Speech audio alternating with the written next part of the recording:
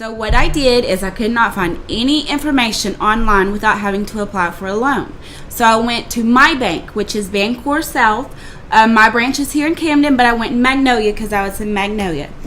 They gave me some information on how to get a hold to somebody to do small business loans through the SBA administration.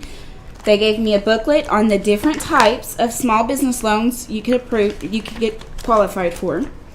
And our college here in Camden actually does a small business and technology development center, which is the David F. Rankin College of Business. The directors of it is going to be Janelle Morrilton, Christina Cribb, and Herb Lawrence. These guys will walk you through the steps of what you need to do to apply for a small business loan. They will do what they can in their power to get you approved for the loan.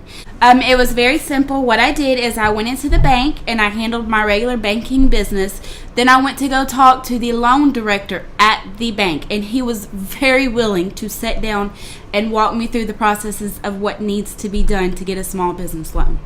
It's not difficult. Just go in there, you talk to them. They'll run your credit report. If you do have anything in the negative, you need to work on getting that off of your credit first, because you will be denied if you have negative marks on your credit. But they will do whatever they can in their power to help improve your credit rating to where you can be approved for a small business loan. Statistics were not available. The city doesn't really keep very many statistics. So my report is basically based on my own personal observations from my visit to the animal control facility here in town and my drives around town and speaking to residents of this area. Animal control here does not have any facilities to keep cats. The biggest problem that I've noticed is a feral cat population in this town. The town needs to make it so that there are ways that low-income people can have access to veterinarian care that is accessible and reasonable. It needs to be made so there's a way that it's an incentive for the veterinarians to have a special lower cost under certain circumstances so that these animals can get the necessary care that they can, so they can be with people instead of a problem of the county at the pound or running on the roads or being something that has to be picked up because they got hit by a car. But even with just 11,000 people in this population, there's a lot of things that we can do as a community. Animals are a missing link for people. To some people, they're their fur kids. And they're just as important as a human child is to other people. And Camden, Arkansas's population is 11,515. American Community Survey for 2018 analyzed 61 places in the state of Arkansas for the poorest city with more than 5,000 people. Camden, Arkansas was rated 6th city of 10. Unemployment rate was 10.1%. Poverty rate is 34%. Many citizens of the community simply have not received high enough income to provide an adequate housing for themselves and their families. Minimum wage doesn't cover the rent anywhere in the U.S. In Arkansas, where the minimum wage is $8.50 an hour, yet you would have to make $13.84 an hour, or roughly $29,000 a year to afford a 2-bedroom apartment. Families pay more than half of their limit income toward rent and utilities. I've already heard that this statement, well, there are other cities near with shelters and near us that have shelters. They can go there. Yes, they can. Some are the ones that lost their jobs and can't afford the rent. Most homeless are waiting on housing authority. Most homeless can be you tomorrow or can be me tomorrow. The homeless wasn't always homeless. What can we do? We can invest more in housing production trust funds. The money is used to help develop financing new buildings that include units for low income and working class residents. State government might be able to encourage business by offering tax incentives to those who vow to stay within the community. Embrace granny flats or standalone units or single family lots, typically equipped with bedroom, kitchen, and bathroom and a separate entrance. I was homeless before, and I needed a place. I didn't have nowhere else to go, and I understand, and plus now I'm making minimum wage. I have a 2-bedroom duplex, and I'm paying for that. And, it's hard. It is really hard out there. There's just a lot, and I talked to a few other people, and I had a few other people here, matter of fact, Tony and everybody, and we were discussing about that, about how many there is. We didn't know there's no count here. And, I heard somebody say, well, they can go to Magnolia, but, that was going to be me, homeless. And I love this city. I studied more about the homeless shelter.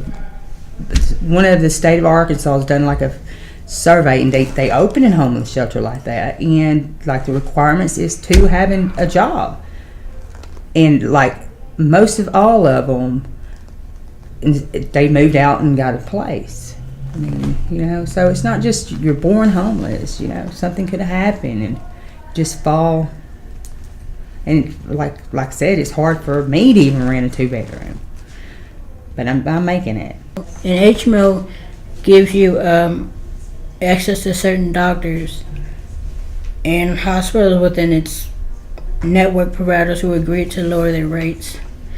And a PPO provides more flexibility when picking a doctor or hospital. They also feature a network of providers. There are fewer restrictions. People with HMO should or could take care of themselves more appropriately. To me, doctors are not getting paid for the full amount, therefore it's easier to push you out. Because every time I go to the emergency room, they always kind of push me out quicker, and I'm like, wait a minute,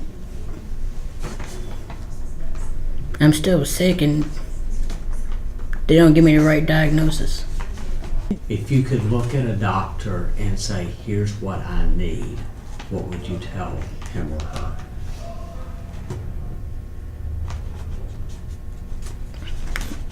Anyhow, I want to go outside and do things with my kids, and I can't. Yeah, but with everything that I tell them, they still don't listen to me. It's like, Okay. they sweep it under the rug, and they still give me the... So you need an advocate. Someone to stand with you and say, look, this is what she's saying, this is what, and you don't feel the community has that. Okay. Without education in any area in your life, it's hard to have a place or to matter in the world. As late as of 2017, the American Community Survey data shows people aged 25 or older who graduated from high school or completed the GED. In 2017, Ouachita County indicates that it has 86% of high school graduates or better, which is the second most of all of the counties. Areas like Clark County has graduates of 87%, about the same time. As far as the college graduates in Ouachita County, 25 years or older graduated with a bachelor's degree. In Ouachita County, it's only about 17% graduates with bachelor's degree or higher, which is in the 4th%. Higher degrees out of 10 total in the area. In areas like Clark County, graduates with percentage of bachelor's degree of 25% is technically 48% larger. But in Nevada County, the percentage who dropped out of school of the 17% is 22.0% larger. With education, it starts at home at a young age. It can't start and finish with the teacher. As for my child's experience in 1st grade, he made lower grades because it was a teacher who had 19 kids and only 1 A. And then it's the teacher and the parent having open communication about the child and including the child or the children into the discussion. Sometimes you have a new teacher whom is fresh out of school, and the newer education that has been taught to them is kind of hard because we as parents are concerned, and it's only so much that they can teach us and be on one accord together. When I was in school, if I had a problem with schoolwork, my teacher would have took the time to explain it and to work with me. It's hard to get buckled down because with more work and less pay, both parents work, and in personal case, a single parent with more than 1 child, you have more work and less time to do schoolwork or more time to put into your child as they do schoolwork. I will be speaking on ending poverty in our community. And I come up with 3 ideas: creating jobs, enhancing economy, class, and equal education. On creative jobs, I said the best pathway out of poverty is a well-paying job to kickstart jobs and growth. The people of the community should invest in jobs creation, developing energy towards abandoned houses, making others that would help in the investment to help, that great jobs, neighborhoods, and our nation economy. And I spoke on enhancing community growth will target action in order and exempt poverty in the community. The benefit attained by economy growth needs to take share with the poorest peoples.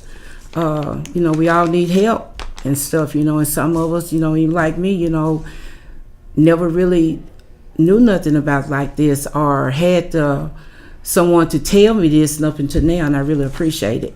And equal education, a young girl like me, I didn't graduate. I come to this class just coming from a 9th grade, and it have really helped me, helped me enough that I want to go get my GED. We need more health clinics. We need trained healthcare workers and investment in equipment and better for our children that's coming up now.